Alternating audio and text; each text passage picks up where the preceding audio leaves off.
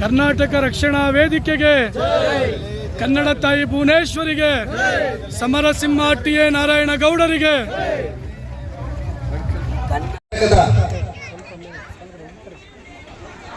ವತಿಯಿಂದ ಕರ್ನಾಟಕ ರಕ್ಷಣಾ ವೇದಿಕೆ ಕಾರ್ಯಕ್ರಮವನ್ನ ಜಿಲ್ಲಾಧ್ಯಕ್ಷರು, ತಾಲೂಕು ಅಧ್ಯಕ್ಷರು, ನಮ್ಮ ಮಹಿಳಾಧ್ಯಕ್ಷರು ಕೂಡ ಸೇರಿ ಈ ಒಂದು ಕಾರ್ಯಕ್ರಮವನ್ನು ಉದ್ಘಾಟನೆ ಮಾಡ್ತಾ ಇದ್ದೇವೆ. ಚಪ್ಪಾಳೆ ಹೊಡೆಯೋದ್ರ ಮುಖಾಂತರ ಎಲ್ಲರೂ ಕೂಡ ಈ ಒಂದು ಕಾರ್ಯಕ್ರಮದ ಹೂ ಹಾಕ್ಬಿಡ್ರಿ. ದೀಪ ಆರೋಗುತ್ತೆ, ಹೂ ಹಾಕ್ಬಿಡ್ರಿ.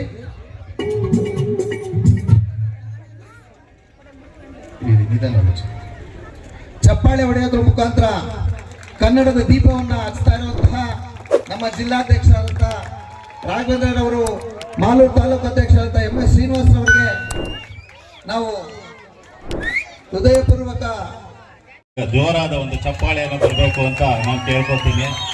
ಅದರಲ್ಲಿ ಅವರೇ ಎಲ್ಚಳ್ಳಿ ದೇವರಾಜ್ ಅಣ್ಣನವರು ವೇದಿಕೆ ಮೇಲೆ ಬರಬೇಕು ಅಂತ ಕೇಳ್ಕೊಳ್ತಾ ಇದ್ದೇನೆ. ಅವರಿಗೂ ಸಹ ವಂದನೆಗಳನ್ನು ಅರ್ಪಿಸುತ್ತೇನೆ. ಚಿಕ್ಕನಹಳ್ಳಿ ಗುರುಬಸವಣ್ಣನವರು ವೇದಿಕೆ ಮೇಲೆ ಆಗಮಿಸಿದ್ದಾರೆ. ಅವ್ರಿಗೂ ಸಹ ವಂದನೆಗಳನ್ನ ಅರ್ಪಿಸುತ್ತಿದ್ದೇನೆ. ಬಂಧುಗಳೇ, ಈಗಾಗಲೇ ನಮ್ಮ ಜಿಲ್ಲಾಧ್ಯಕ್ಷರು ನಾಡು, ನುಡಿ, ಜಲ, ಭಾಷೆ ಬಗ್ಗೆ ಎಲ್ಲ ತಿಳಿಸ್ಕೊಟ್ಟಿದ್ದಾರೆ. ಆದರೆ ಹೆಚ್ಚಾಗಿ ನಾನೇನು ಮಾತಾಡೋದಕ್ಕೆ ಹೋಗೋದಿಲ್ಲ. ಈಗಾಗಲೇ ನಮ್ಮ ತಾಲೂಕಲ್ಲಿ ಕೆಲವು ಸಮಸ್ಯೆಗಳು ಹೆಚ್ಚಾಗಿರೋದ್ರಿಂದ ನಾನು ಸ್ವಲ್ಪ ಒಂದೆರಡು ಮಾತುಗಳನ್ನು ಮಾತಾಡಿ ನನ್ನ ಭಾಷಣೆಯನ್ನು ಮುಗಿಸ್ತೀನಿ. ನಮ್ಮ ಮಾಲೂರು ತಾಲೂಕಲ್ಲಿ ಈಗ ಏನಾಗಿದೆ ಅಂದರೆ, ಖಾಸಗಿ ಕಂಪ್ನಿಗಳು ಹೆಚ್ಚಾಗಿರೋದ್ರಿಂದ ಎಲ್ಲ ಕಂಪ್ನಿಗಳಲ್ಲೂ ಹಿಂದಿ ಮತ್ತು ತಮಿಳು, ತೆಲುಗುವರು ಹೆಚ್ಚಾಗಿ ಕೆಲಸ ಮಾಡ್ತಾ ಇದ್ದಾರೆ. ನಮ್ಮ ಕನ್ನಡಿಗರಿಗೆ ಕೆಲಸ ಕೂಡ ಯಾರು ಕೊಡ್ತಾ ಇಲ್ಲ. ಕನ್ನಡಿಗರೇನಾದ್ರೂ ಕೆಲಸ ಕೇಳಕ್ ಹೋದ್ರೆ ಕನ್ನಡಿಗರಿಗೆ ಕೆಲಸ ಕೊಡ್ತಾ ಇಲ್ಲ. ಆದ್ರೆ ಬೇರೆ ರಾಜ್ಯದಿಂದ ಬಂದಂತಕ್ಕಂಥ ಎಷ್ಟೇ ಜನ ಬಂದರೂ ಕೂಡ ಈ ಕಂಪ್ನಿಗಳಲ್ಲಿ ಕೆಲಸನ ಕೊಡ್ತಾ ಇದ್ದಾರೆ. ನಮ್ಮ ಕನ್ನಡಿಗರಿಗೆ ಏನಾದ್ರೂ ತೊಂದರೆ ಆದ್ರೆ ನಾವೇನಾದ್ರೂ ಆ ಕಂಪ್ನಿ ಹತ್ರ ಓದಿಗೆ ಯಾರಾದ್ರೂ HR ಯಾರಿದ್ದಾರೆ, ಮ್ಯಾನೇಜ್ಮೆಂಟ್ ಯಾರಿದ್ದಾರೆ ಅಂತ ಕೇಳಿದ್ರೆ ನನಗೆ ಕನ್ನಡ ಬರೋದಿಲ್ಲ ಅಂತ ಹೇಳ್ತಾ ಇದಾರೆ.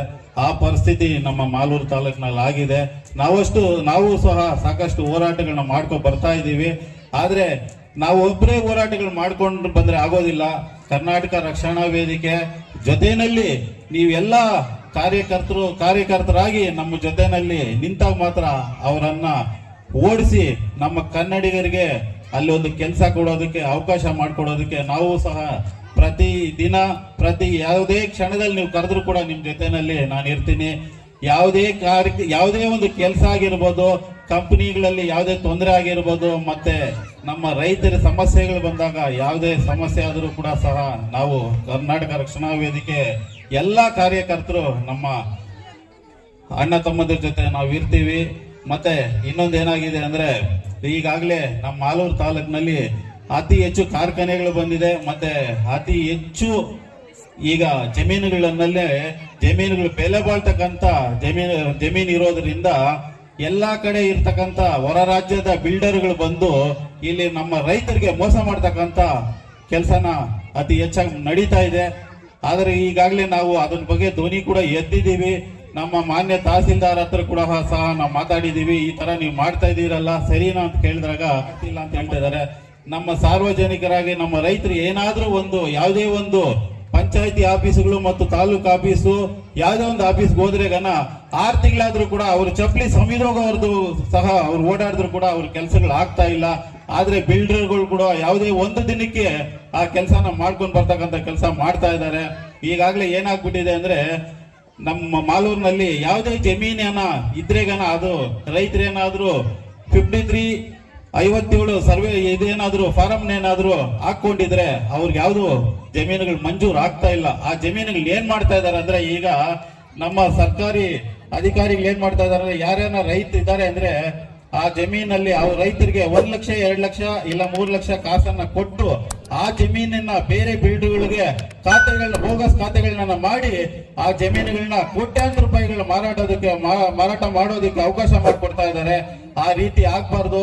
ಯಾರು ಆ ರೀತಿ ಮೋಸ ಹೋಗೋದಕ್ಕೆ ಹೋಗ್ಬೇಡಿ.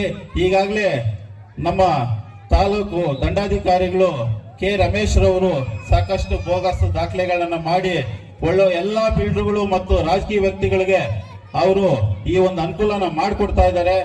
ನಿನ್ನೆ ತಾನೇ ನಾನು BTV ನಲ್ಲಿ ನೋಡಿದೆ, ಯಾವುದು ಇದು ಹುಂಗೇನಹಳ್ಳಿ ಸರ್ವೆ ನಂಬರ್ 28ನೇ ಸರ್ವೆ ನಂಬರ್ ಅಲ್ಲಿ 4 ಎಕರೆ ಜಮೀನು ಬೋಗಸ್ ದಾಖಲೆ ಮಾಡಿ ಕೆ ರಮೇಶ್ ಅವರು ಮಾಡಿದ್ದಾರೆ ಅಂತ ಹೇಳಿ ಮೊನ್ನೆ ಸಹ BTV ನಲ್ಲೂ ಬಂತು.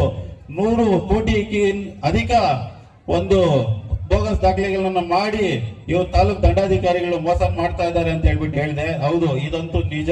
ತಾಲೂಕು ದಂಡಾಧಿಕಾರಿಗಳು ಮತ್ತು ಅವ್ರ ಜೊತೆ ಇರ್ತಕ್ಕಂಥ ಎಲ್ಲ ಸಿಬ್ಬಂದಿ ವರ್ಗದವರು ಈ ಒಂದು ಕೆಲಸನ ಮಾಡ್ತಾ ಇದ್ದಾರೆ. ನಾನು ಸಹ ಸಾಕಷ್ಟು ದಾಖಲೆಗಳನ್ನ ಈಗಾಗಲೇ ಕೂಡಾಕ್ತಾ ಇದ್ದೀನಿ. ಮುಂದಿನ ದಿನಗಳಲ್ಲಿ ನಾವೊಂದು ಮಾಲೂರಿನಲ್ಲಿ ದೊಡ್ಡ ಮಟ್ಟದ ಹೋರಾಟ ಸಹ ಮಾಡ್ಕೋಬೇಕು ಅಂತ ಅನ್ಕೊಂಡಿದ್ದೀವಿ.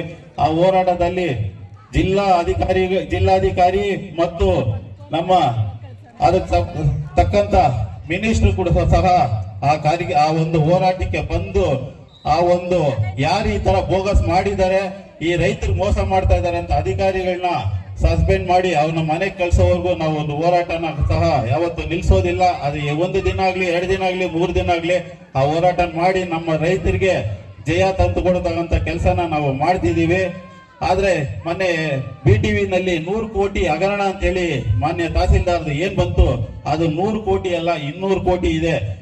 ಆ 200 ಕೋಟಿ ಆಸ್ತಿ ಹಗರಣ ಏನ್ ಮಾಡಿದ್ದಾರೆ ಅದಕ್ಕೆ ಸೂಕ್ತ ದಾಖಲೆಗಳು ಈಗಾಗಲೇ ನಾವು ಒದಗಿಸಿ ಆ ದಾಖಲೆಗಳನ್ನ ಯಾರ್ಯಾರು ಮಾಡಿದ್ದಾರೆ ಅವರೆಲ್ಲಾನು ಸಹ ಮನೆಗೆ ಕಳ್ಸಕ್ಕಂತ ಕೆಲಸನ ನಾವು ಮಾಡ್ತಾ ಇದೀವಿ.